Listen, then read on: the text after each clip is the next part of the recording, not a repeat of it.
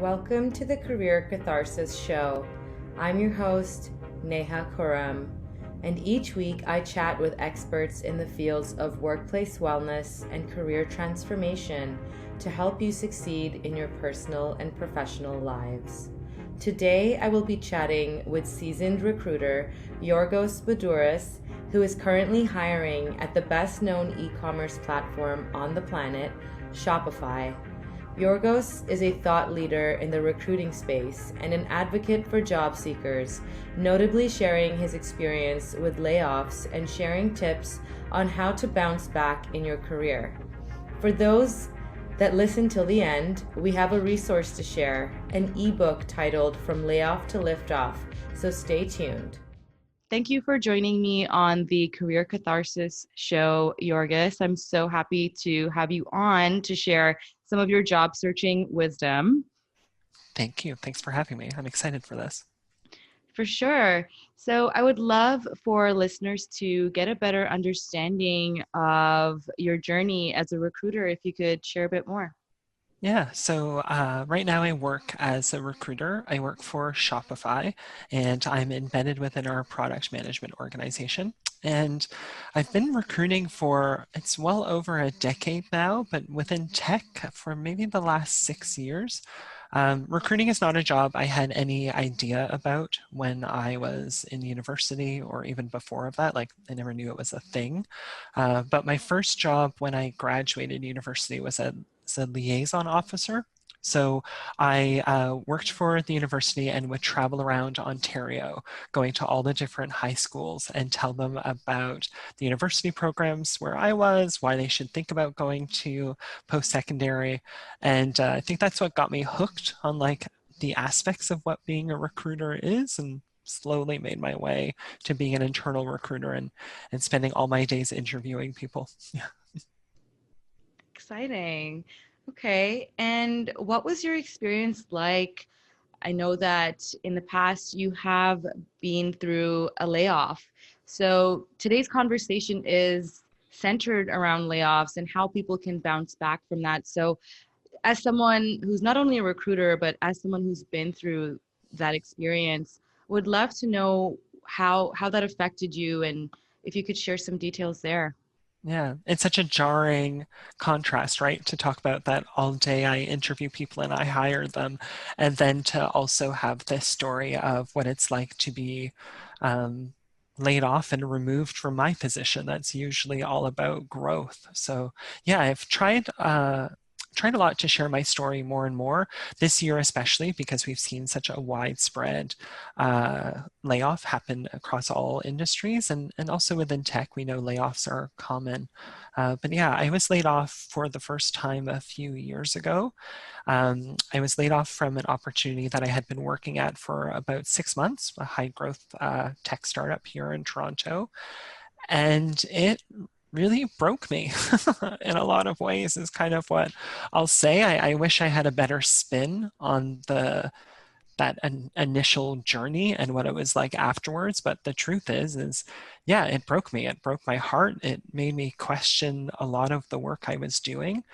So there's lots of pieces that I can talk about, and I'm happy to go into any detail, but just to maybe give a better understanding of it was I was a part of a group layoff. And so there were 14 other people who had been laid off with me at the same time. I remember the day very well. It was a Tuesday. I know I showed up to the office early that day, and my spidey senses were a wee bit engaged because a bunch of the executives and a few people from the HR team were all in a boardroom meeting prior to 8 a.m. And that was suspect. That never really happens in the organization. And I was like, I wonder what they're meeting about. And then the other telltale sign was my manager at the time, and he and I have spoken about this often since. He ignored me all morning. So he was just avoiding me, Wow. and I couldn't figure out why. It was like we had a very close relationship. I admired him then, and I still do to this day. And I couldn't figure out why my manager was avoiding me. And lo and behold, I'd say within maybe by I think about like 9:30 that morning, uh, people started to go into this like closed off room in the office, and one by one it was like a conveyor belt of people were just laid off, and I was the person who was sitting the closest to the room, and so I just sort of watched it as it happened. I didn't think that I would have been a part of it. I think I'm honest when I say that, but I was the last one laid off that day. So eventually my manager walked over to me and said, "Hey, can we come have a chat?" I got into the room, and there was our head of people and him, and I knew exactly what was going to happen. And it was in and out in a heartbeat, really, right after. Wow. Yeah. Wow. Yeah, it's one of those things where I don't think companies know what the correct way to do it is. I don't think there's necessarily the right way to go about it, but there's things that companies can certainly do to make it a more human, process. So it's good to know that your manager and you are on good terms now, but I can only imagine how awkward it must have been that day, especially when you have a close relationship and you're not talking the day of. But if you could share something about the aftermath of that, and I understand that it took you some time, but I would be curious to know if you just have a number one tip for listeners that may have been laid off and put in that position this year. What is the aftermath of that, and any advice you have there? Yeah, so I think that speaking about my manager is an important one. And Yeah. so, despite that immediate shock and that hurt, um, he and I spoke that evening. And in my mind, I thought, hey, I need you. You are Mhm. someone who's seen my work, you know the quality of it, and I'm going to need you to bat for me when I apply for other jobs to get me in contact. And so, in some ways, I say, like, I put him to work. Mm. I left that layoff. I got my box. I walked home and I started putting together a spreadsheet right away of all the places that were hiring, who I thought were the hiring managers, all of those pieces. And the first person I sent it to was my former boss to be like, hey, who do you know? Who can you get me in touch with? And so that is one action that I'm proud that I took, and that Mhm. I don't know if it's like I was able to put my ego aside or any of that, and just saw it as like, for this relationship right now, he is a tool to me Mhm. and a really good one. And so use it. And I would say that's probably true for a lot of people who have been a part of mass layoffs. It's not as personal as if you were let go individually or if you were fired or any of that kind of stuff. These layoffs just tend to be as a result of business not being as successful as they projected. So if you're able to look at your peers and certainly look at the people who could attest to your work, I think that's healthy. But something else that was a learning experience for me, and this goes back to maybe how I processed the layoff, was I didn't realize how much it impacted me until I'd say several weeks after, when I was lucky to start in another role. Mhm. So I was able to land a job fairly quickly after my layoff, which is a very privileged place to be. And then after about 2 weeks of starting at that new organization, I remembered how, yeah, sad I was, how much I missed my old team, how much I missed the work. And I just couldn't show up to that role the way I would have in normal circumstances. I don't think I was doing anything spectacular in my role. I wasn't making the connections that I would have otherwise. And I had quit that job within exactly 3 months to Mhm. the day. And I think that's because I never took time to process. So you asked me about what advice I would have is, one, try to be focused on what you're trying to do next, but also give yourself space Mm. to really think about what you just went through, and if there are some impacts that might not be right at the surface, but if they show later. So try to engage with yourself, I think. For sure. I think that's a really important step, right? So as someone who's as motivated as you, you took that initiative to create a spreadsheet and start thinking, well, what are some companies that I could see myself working at? And You did the job of keeping in close contact with your manager to make sure that he was there to champion for you as a good reference, but also maybe scoping his network to make some introductions, which is so smart and really brave of you. But to your point, if you jump the gun, if you get into another role too quickly, it might be the wrong role, or you might simply just not be in the right headspace to perform as best as you could if you took some time to process, right? So Yeah, working through the emotions and really taking a step back, I would say, is probably number one, but you can certainly, you can certainly take some action simultaneously without jumping the gun, really. for sure. And I think it's always important to say too, like I tried to find another role right away because just financially I Oh, couldn't be yeah. out of work.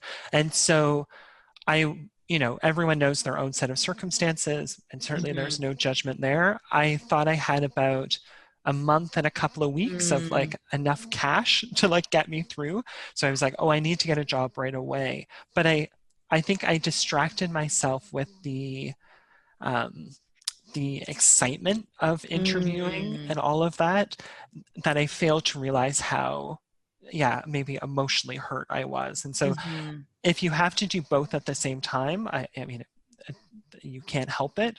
But I think that was the one real missing piece for me was I was able to do that job search very successfully, but not Mm-hmm. that like self process. And um, I knew I had not done enough because a year later, a year after I had been laid off, and I was at this point uh, well sort of onboarded into a new company that I showed up to in the right way and that the team I felt so connected with. Um, I remember this so distinctively, but it was at night during the week. I was home, I was taking a bath because that's my jam, and I was checking Slack just in the bath as you do. Some of us can't help it. Um, and I got booted off my work Slack group. It was just like a hard boot off. And I went to the login page. And my immediate reaction when that happened was, oh, I've just been fired. I've just been laid off, Right. which is so crazy to me that the first thought wasn't that, oh, my password needed to be changed or there's some, whatever error just Mm-hmm. happened in Slack. My first reaction was, oh, they've laid me off and they messed up. They took away my access before they told me. And I remember crying immediately. Like stewed in that bathtub thinking, oh, I can't believe I've been laid off again.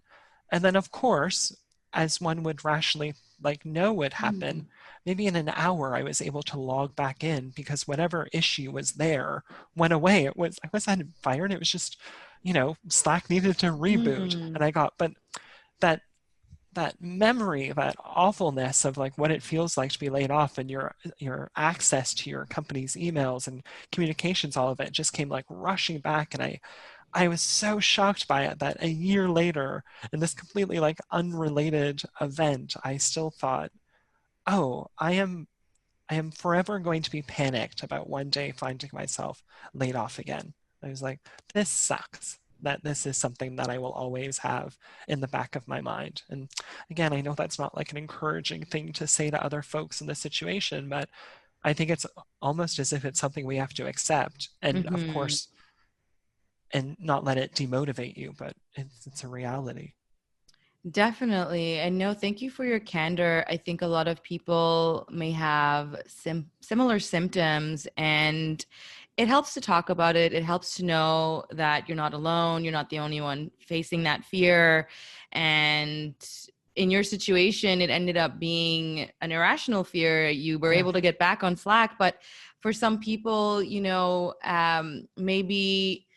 they are going to be set up for that situation again. So it is something that I think, as much as we may call it fear, it's also a bit of a reality that we have to go into our job interviews really scoping whether or not this company is going to be able to sustain the type of growth that they're projecting. Is my role going to be one that's going to be integral to that success? So really crafting questions around that, and at the end of the day realizing no one has a crystal ball. So asking the right questions, being mindful of the possibilities, but then also just realizing you can't control everything, right? 100%. Yeah. Now, this one I don't think is irrational, but I have in Mm-hmm. my savings account, I have one that's called like in case of layoff. And that was not something that existed to my Yeah, prior to being laid off, but now it's there. And I think that's actually a good lesson learned to be like, smart. okay, you should have a bit of a background or a backup plan, especially because you work in tech. Yeah, I think having a rainy day fund is super important. I think they say around 3 to 6 months minimum of your monthly expenses is a good cushion to start with, because usually I would say it's enough time to find a job. But on that note, what do you think people can do to turn their window between jobs into an opportunity? What can people do there? Yeah. I think it's a good time to audit all of your stuff. And by stuff, I mean your resume, your LinkedIn profile, how you tell your story and your career history. So, yeah, audit those things. I think it's also a really good time to start thinking of the companies you want to work for, understanding that industry, understanding their values as a company and where they're at in their own journey. And try the best you can to think of not only the skills that they're highlighting in job postings, but try to do some searches of people who are doing the job that you might want to apply to and see how you can evaluate their skills. So look for some trends and things that either you might have or you could upgrade on over the course of this like in between moments. But I think it is really just positioning yourself to be ready for that next opportunity. And it was something that I had started to do, and it was really helpful of just being Mm-hmm. like, okay, what have I done up to this point in my career? And then now Mm-hmm. how am I going to, dare I say, sell myself to the next opportunities? Mm-hmm. Definitely. So I myself have been through the experience of a layoff in the past. And so it's happened to me twice. And I think the first time it really was a blessing for me. I immediately went and I enrolled in an HR program, which led to me, you know, gaining the success that I have in my career in HR. So had I not been through the first layoff, I don't think I would have been able to take that step and go back to school. And I think it's just one of those things where 2020 has presented itself as a year where it's just resurfaced this as a topic that I think even the most talented people or, the most quote unquote stable companies have to rethink things, because when you have a major disruption such as COVID, really no industry is immune necessarily. So it's on every company's mind, it's on every person's mind. So it's so important to get the word out there. Before, I think there was sort of a stigma around it and it was hush hush. So it's good to be able to bring some awareness and some tactics on how to move forward after this happens. So with that in mind, I would also want to know what keeps you motivated. So whether it was during the job search, but also on a day-to-day basis, now that things are in a more stable flow for you, what would you say keeps you motivated? Yeah. It's my curiosity, Mhm. 100%. This is why I love recruitment. This is why I'm thankful to be speaking to you today. Um, my curiosity is what fuels me and like keeps me motivated. And so for me, I've always said is like my best days are the ones where I'm interviewing or connecting with strangers Mhm. over and over. And it's something that I do think is a real privilege of the job of being a recruiter. And I think it also did help me when I was doing my job transition was even though there were those low days or those moments where you like doubt yourself really significantly, I still wanted to learn what else was happening in the tech ecosystem here in Toronto. I wanted to see what companies were working on new projects or like improving their product lines, whatever. So I couldn't help but like start, emailing people or asking folks for coffee or that sort of thing. So it is my blessing. I don't really consider myself much of like I'm not a productivity hacker. I'm not good at that sort of thing. But if I am curious, then I know I am in a good position in my career and my life. Mm-hmm. Love that. And curiosity is a skill that helps, especially in recruitment, of course, when you're talking to people. But I'd also say with sales, it's a really key skill that people are looking at. But just in general, I think trying to adopt curiosity as a habit for the people who might not necessarily have that naturally, it can go such a long way and help present opportunities, especially in the job search, I would say, as you're networking or as you're vetting different opportunities, different companies. It's good to just have a bit of an open mind, but also just trying to ask more questions and trying to get to know things a little bit deeper. Yeah, I'm sure you've seen this too, is like when I'm interviewing people, the ones who are curious tend to ask me just as many questions as I ask them. They're the ones who want to find out the follow-up to what I'm saying because they just are really excited about the company that I'm working for or the projects that we're working on. And so it does lend itself really nicely. I like what you said to, you don't just have to be a recruiter to sort of let this motivate you. It will shine through, especially if you are being interviewed and you're on that job search. Definitely. And the thing about asking questions as a candidate, what I've realized is you always want it to be natural. You want it to be more of a conversation rather than asking questions for the sake of asking questions, right? That's one of the worst things you can do is to say something just for the sake of it. So any canned responses or any laundry list of questions is not going to have the same effect as genuine curiosity. So that's something I would want people to be really mindful of too. Yeah, that's a great point. Mm-hmm. And thinking about a highlight of your career so far, what would you say has been a happy moment for you or a highlight looking back? Yeah. So I want to cheat and like want to in my answer and say like, well, anytime someone I hired is succeeding in their role, it's a highlight. Like I feel proud and I don't know, is it like a parent of your child? And you're like, oh, look at them go.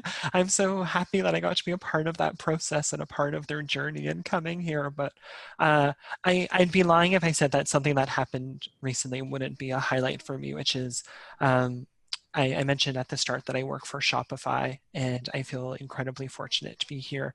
It is also a place that, I myself applied to work here for the first time 5 or 6 years ago and was unsuccessful. Never got past the phone screen at that stage. And I never wanted to lose sight of this organization. I never wanted to lose sort of focus on what Shopify's mission is and how I felt it fit within my own values. And so to go from a place of not moving forward in those early days to now being a member of the team is something I'm proud of myself for doing. Yeah. So exciting. So that's a personal achievement there. That's a highlight, being able to join the Shopify team and not taking the initial no as a final no, which is great. Yeah. And you're absolutely right. As a recruiter, once you help somebody find a job, there's nothing more exciting. So it's good to know that you have something that's part of your job that you can feel, on an ongoing basis as a highlight. So that just goes to show that you're in the right role as well. So I think that feeling is accessible to everyone. Everyone should be striving to find a job where, they feel motivated and they feel like they're making an impact and they're having these highlights on an ongoing basis. That's really what having a work life that's aligned with your values, aligned with your skills can feel like. So really encouraging to hear that. And it's not, I always think too, I know some people maybe aren't so much focused on like that value fit with an organization or any of that. And you don't have to be. One of the reasons why it's so important to me is just because I'm talking about the place I work so much in a day. Typically I have about 5 to 8 interviews in a day. And so I need to feel that personal connection for me not to get sick of listening to myself talk, to be honest. That's always like a good gauge of whether or not you're recruiting for the right company is like, am I sick of answering the question of why I like working here and why I like what we do? And so maybe that's the extra lens that folks who work in recruitment have that I don't want to make seem as though everyone needs to really be focused on that value side. I appreciate that people show up to work for very different reasons. That's very true. That's true. So for some people, a job is a job, and that's fine too, right? They might have other parts of their lives that deliver that meaning, that purpose. So it doesn't always have to be tied to your job, which is a good point too. And what would you say are some ways that candidates can talk about their layoff in an interview? I know that this is something people might be hesitant to share. What is your advice around that? Yeah. So immediately, that I think we can break it down into different categories almost. But if you have been impacted as a result of COVID-19, do not be hesitant to say that. There is no shame in anything that you have done. These are dramatic set of circumstances that has impacted every single one in the world. So I want to make that very clear. And I can't speak for all recruiters, but I can speak for myself, is the second someone tells me, oh, it was because of COVID-19 and we are experiencing loss in the business, I hear that and I move on. Like there's no judgment there. And so I really hope that people aren't nervous about sharing that story if that's the case. I also feel that way if you are part of other types of mass layoffs. So I shared that I was a part of a group of 15. I led with that. You know, when I reached out to hiring managers, when I was interviewing, they asked, why aren't you in X anymore? I said, oh, I was a part of a layoff with 14 others. Because for me, it was like, that's not personal. That's not something I did. This is not a demonstration of my lack of good work. It was business planning that didn't come to fruition. So again, I felt no shame in that. I didn't want to hesitate.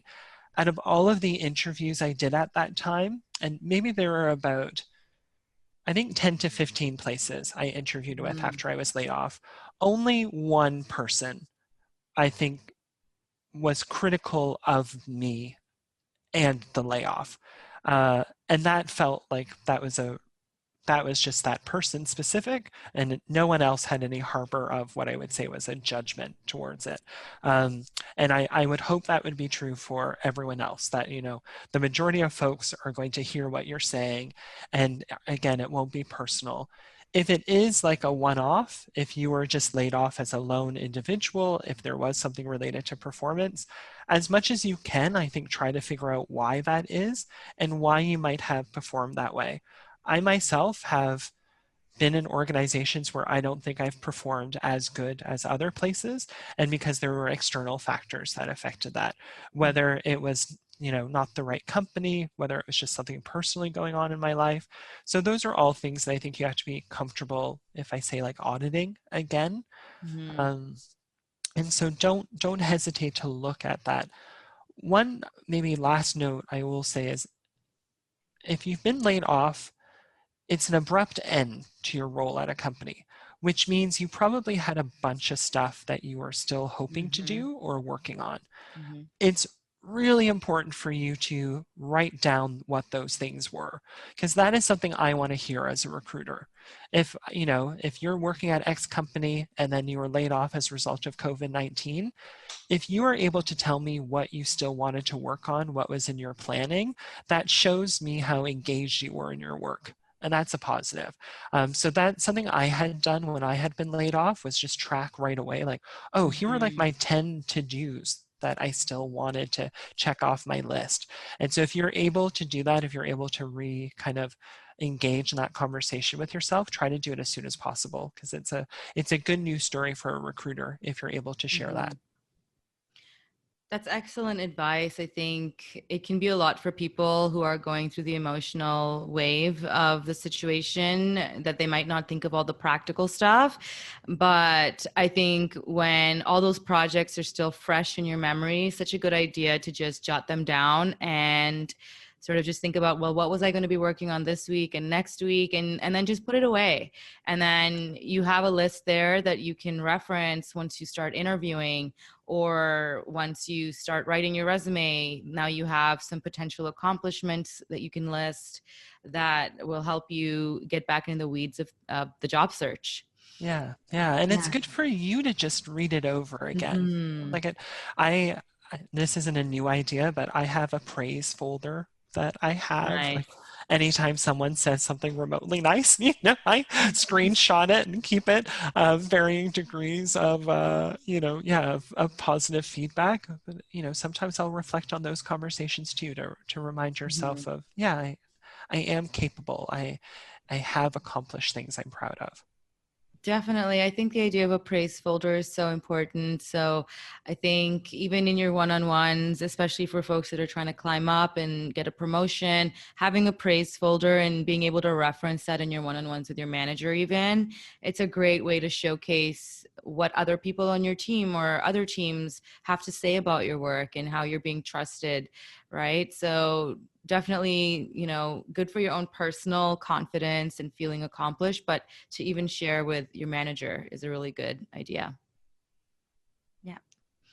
And something that you mentioned about whether it was a lone layoff or whether it was part of a group, I would love to make that distinction, right? So I know that when we talk about layoffs and we talk about getting fired, we kind of we confuse both terms because it feels more or less like one or the other.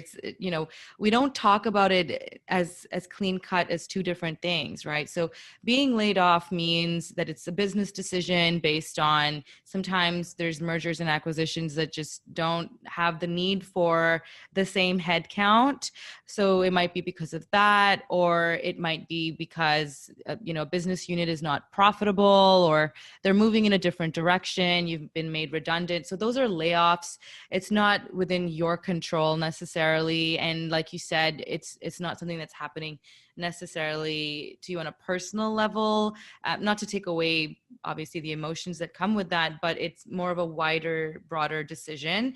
Whereas being fired, that has to do with performance or something that's more one-on-one. So as you had pointed out, rightly so, doing a bit of reflection around what it is that happened there and whether you could have done something differently, whether there's some accountability that you can take to make sure that you don't find yourself in that situation again in the future.